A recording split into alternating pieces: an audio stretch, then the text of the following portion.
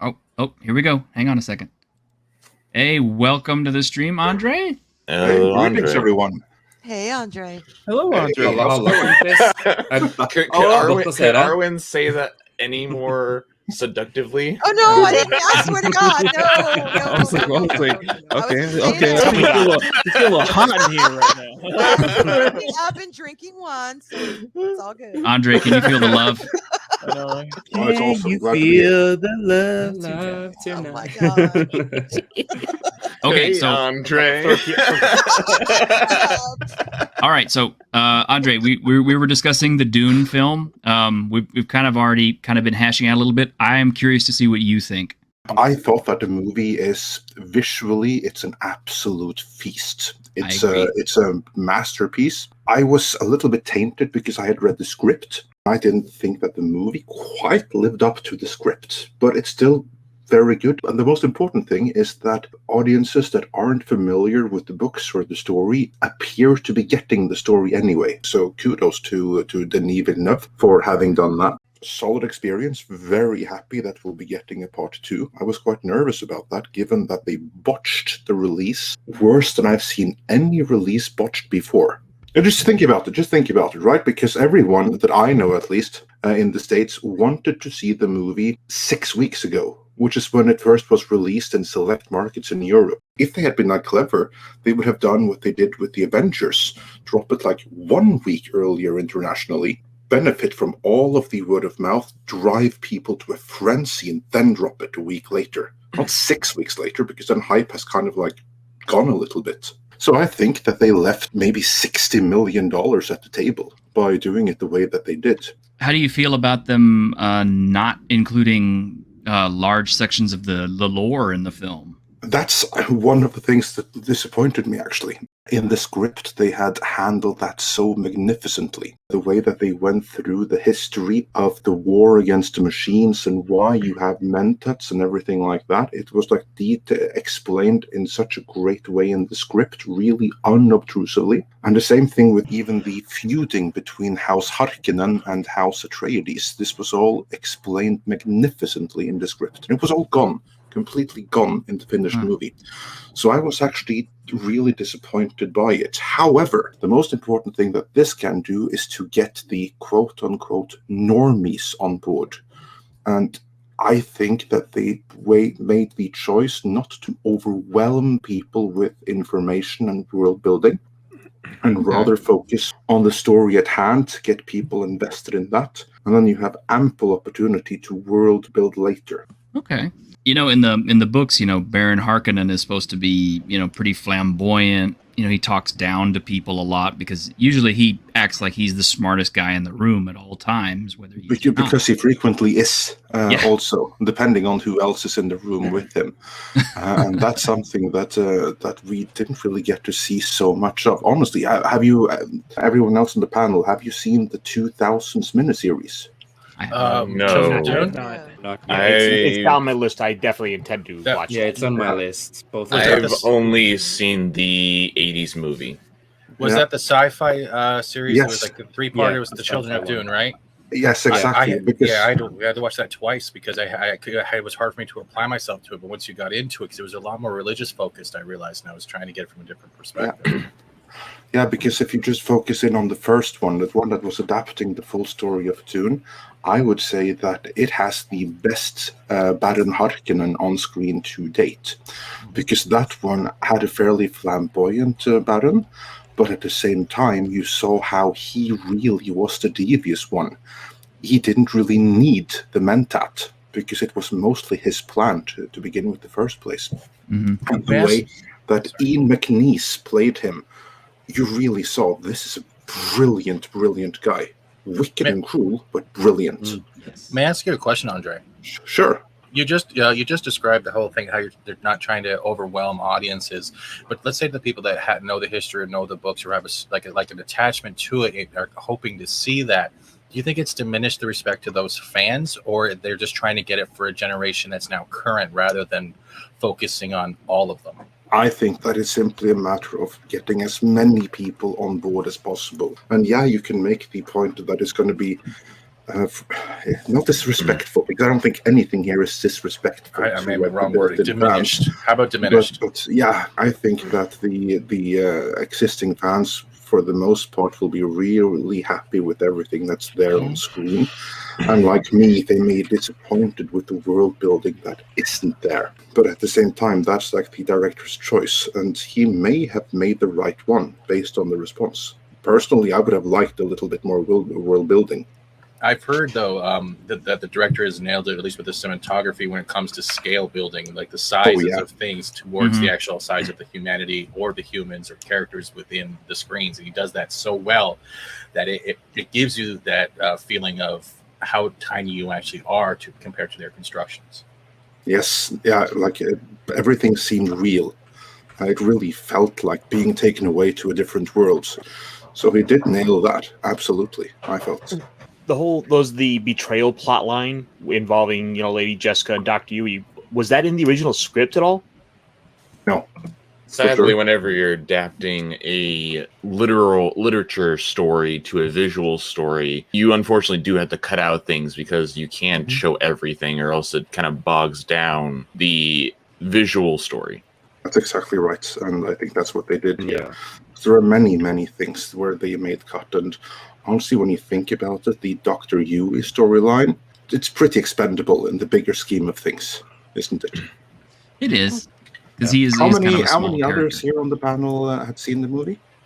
Not yet, no. Not yet. In 2 Sundays. Not yet.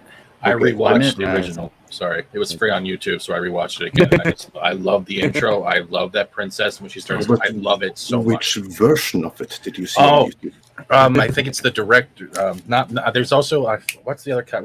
I was talking to Tom. He was mentioning there's another revision done by a fan. Thank you, because that's the one that I wanted to get to. In my opinion, that's the only version of David Lynch's Dune anyone ever needs to watch again, and it is free on YouTube. As over the top as he was, I really enjoyed Kenneth McMillan in that as the Baron Harkonnen. It's so drastically different from what he's supposed to be in the book that you can't help but kind of love it, where he's screaming, "My plan!" Yes. I need to clip that. Yeah, no, like it was really flamboyant, and he could never get away with that because that Baron, he has space AIDS, because that was all the rage when the movie. Yeah, absolutely.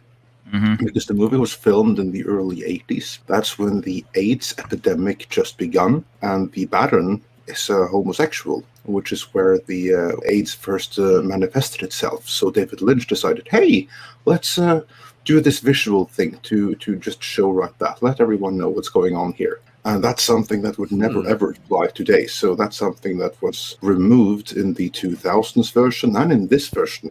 But you have it there. So that was like David Lynch being David Lynch in the early 80s. Wasn't Baron Harkonnen kind of into younger individuals? Yeah, that too. Younger individuals of the male persuasion. And wasn't like to the point that he basically killed them? Well, yeah, it's actually I think what the original Dune 84, right, where he's getting his treatment, and one of the servants comes in and just the plug's out. But that's not part of the book. No, exactly. That was David Lynch. I mean, I'm sure that in the books, I'm fairly certain that the Baron would take some greater delight for much, much longer and on repeated occasions before discarding anyone so quickly. So basically, they were just trying to build this guy up to be one sick bastard that you really, really need to hate. Yeah, in a way, then I guess. Andre, I'm curious. You've read the books, right? You're a Herbert scholar. Well, not to the extent that I'm a Howard scholar. Of course. Yeah. But I know the basics. Well, I've read a few of them. Okay. Well, I've always maintained that pretty much you only really need to read Dune, Dune Messiah, and Children of Dune to have pretty much the best of the Dune stories. I mean, you could include God Emperor of Dune if you want to. There are many that even prefer that to many of the other books. So between those four, you are covered. And if you want to proceed with anything beyond that, then absolutely feel welcome. But I would say that for most people, reading the first will suffice. But to add more meaning to the first, you should definitely also include Messiah. And by then, you'll probably be so hooked that you want to go with Children and God Emperor as well. So like those 4. The problem is Heretics of Dune and Chapter House of Dune are set so far past the events of the original book. They're like, what, like 2,300 years apart, 3,500 years from No, I the think original? it's even more than that. Even more? It's thousands of years gap. It's shifted so much that like names of planets and everything have changed. So like to me, I never could get into those for that very reason. And Herbert was planning on finishing it out with one last book after Chapter House of Dune, but he died before he could, and so of course everybody picked up the mantle afterward and started running with books, which have been almost universally reviled by the fans. I don't know, have they? That's my understanding. I've heard it's pretty hit or miss with some of them. Like some of them seem to go over pretty well, like House Atreides. Yeah, because there's that thing. I know that like the hardcore fans absolutely hate them, but still they keep on coming. So there must be like a readership for them, because they wouldn't pump out so many tens of thousands of pages of those books if there wasn't a market for them. Yeah. So I've read 3 of them myself, and those 3 I thought were pretty decent. Okay. So since Herbert passed away before finishing up his story, do we know exactly what was there like a manuscript or something like that we know that gives us an idea of what direction he was going into? This is an interesting story, because the ones that have followed up and expanded the Dune universe is Brian Herbert, his son, who has been greatly helped by Kevin J. Anderson, a more established author in his own right. So it's like the 2 of them that have plotted and written all of those other Dune stories, and they start various prequels and stuff like that, but eventually they finished off the story with books 6 and 7. Now, how did they do that? Did they find a manuscript? Well, after saying for years that no, there was no manuscript or something like that, then magically, out of the blue, the son suddenly found a manuscript just when his publisher needed them to finish the story. And lo and behold, it tied perfectly in with the prequels that they had already written. Go figure. So yeah, they're a magic manuscript materialized out of empty nothingness when they needed it the most. Magical coincidence. Yes, that's the official story. Grim, do you have any questions for Andre? No, I was just thinking, Kevin J. Anderson, he's like a machine, and he's mostly worked in tie-in novels, which aren't exactly renowned as being the best books ever. So it's little wonder they managed to churn it all out, because that's what Kevin J. Anderson does, is he writes to spec. This is very clearly written to spec. Like, you could tell. Like, for instance, when reading the 3 books that I have read, which is like the Butlerian Jihad trilogy, which I will say is it's pretty decent, and you could easily adapt it into like a Game of Thrones level TV series. The material for it is there. I mean, you could even have dolts like the people that did Game of Thrones and did fairly well, as long as they had the books. You could give this to them and they could handle it, because it's like that specific. It's like very clear what they have done. They've planned out the entire trilogy in advance. They've planned out every single story beat. Everything is carefully planned. And because of that, none of the characters really feel alive. All those layers and levels that you have in Frank Herbert's original writing, you don't really have that in their books. That's why I think they have to write so much, because the kind of things that Frank Herbert could write in 1 page, they need 10 pages to do the same job, because I don't think that they're capable of compacting everything in as many layers. They have to make it more explicit, and that takes more space. So it's very carefully planned. It reads very plasticky in that sense. Like, it's not vibrant. It couldn't be more different from Robert E. Howard, for instance. Do you think if they decided to actually go forth with, say, with a TV series or some type of series in general, would it be easier handled as an animated format rather than trying to get real actors to go through it, because it might give them a little bit more freeway with trying to explain and world build, as well as grasp attention maybe for a wider range of ages? Actually, they are doing a series. Oh. It's in production. The pilot is scheduled to be directed by the Nibelnet himself. It's called Dune: The Sisterhood, and it will follow the Bene Gesserit and explore the Dune universe from the point of view of the Bene Gesserit. It has a showrunner, and it's in the process of being written. I do remember hearing about that. I'm trying to remember what it was, though, that mentioned it. I can't remember if it was from Geeks and Gamers or if it was someone else. Now I think it was Gary that mentioned it on Nerdrotic. Yeah, he might have. We've mentioned it a couple of times as well. And the original showrunner for it was, what's his face? The same guy who, John Spates. He was the one who was the original showrunner, but he dropped out or was asked to leave. I do not know the details. It could be that he was too white and too male, because he was replaced with someone who was none of those. We're at a point in time where that is very likely a possibility. But in terms of prequels and stuff like that, I'd say do it live action. I mean, this is epic stuff, like Lord of the Rings stuff, and there's no reason to do anything in animation. Yeah. If they did do it in animation, it would be fairly likely that they'd take the CG route. And I don't think that fits Dune, because it's a human-centered, it's a humanistic vision of sci-fi away from technology. And so if you use CGI, you're kind of screwing up the spirit of it, I think. Hopefully a Dune TV series doesn't end up like the Lord of the Rings TV series that they're producing right now. That's where the animation question was attached to. He actually nailed it, Chris. I was actually worried about that, because I think everyone's fearful of LOTR. Does anyone know what's going on with because there's now a mobile Lord of the Rings game. That's tied in with Amazon somehow? I don't know. Amazon. I think the less we say, the better. Oh, I'm so sick and tired of mobile games. It just dawned on me that now out of nowhere that game has suddenly like hit the scene, and with all the talk of the Amazon series and Amazon having the rights, I couldn't help but wonder, is there something there? Well, I'm just speculating because I'm not a gamer, but here's like the thing that the Amazon, they don't own the rights to the Lord of the Rings estate or anything like that, or the Tolkien estate. All they have is the TV rights to adapt Tolkien's Lord of the Rings series. That's it. So of course, it's very likely that the game is part of a marketing push. But I don't think that Amazon are going to have any kind of rights to it beyond that, because they're the production company for the TV series, and so they have nothing to do with the games.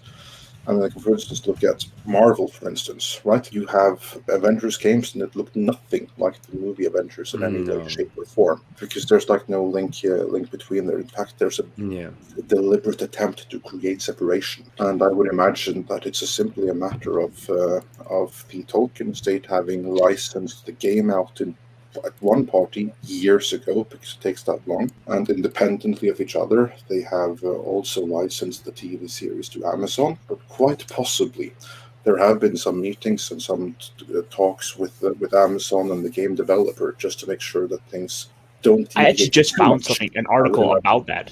Warner Brothers announced it, so it's from the movie side of things.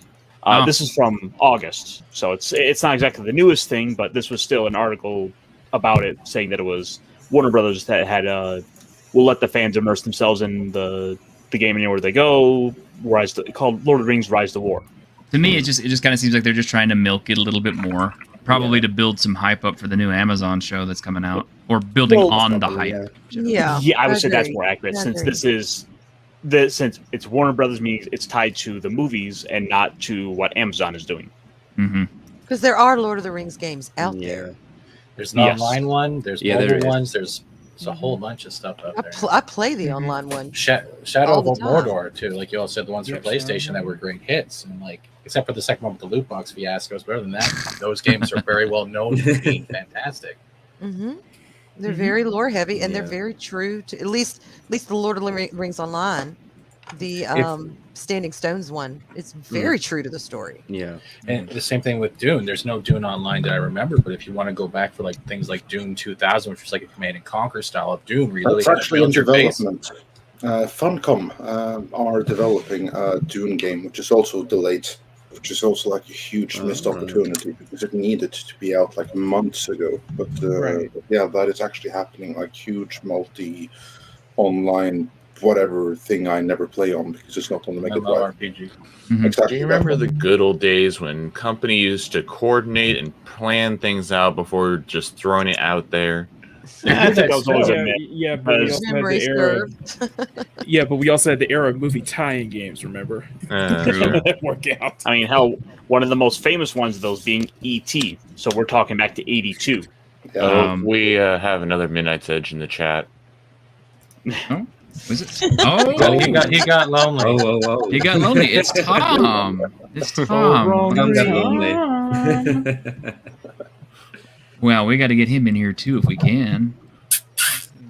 Stop that! You stop that! Midnight's Edge shirt historian. Will Arwen be greeting him the same way as she greeted Adrian? Hey, Tom. I absolutely will. Yeah. I'll try and greet everybody that way. It's global. But ladies and gentlemen, This is the Arwen Avalon greeting service. But ladies and gentlemen, due to time zones and everything like that, I regret that I will have to leave you. But thanks for having me. It was fun. Oh man, it was my pleasure. It's been so long since I got to talk to you. I'm Nice so to see glad you you again, decided Andre. to come in. Yeah, likewise. So yeah, thanks for having me, and have a great continued stream, and take care. Happy Yeah, you too. Halloween. Take care. Take care. It's not. Have fun, sir. It's okay. Bye. Bye-bye.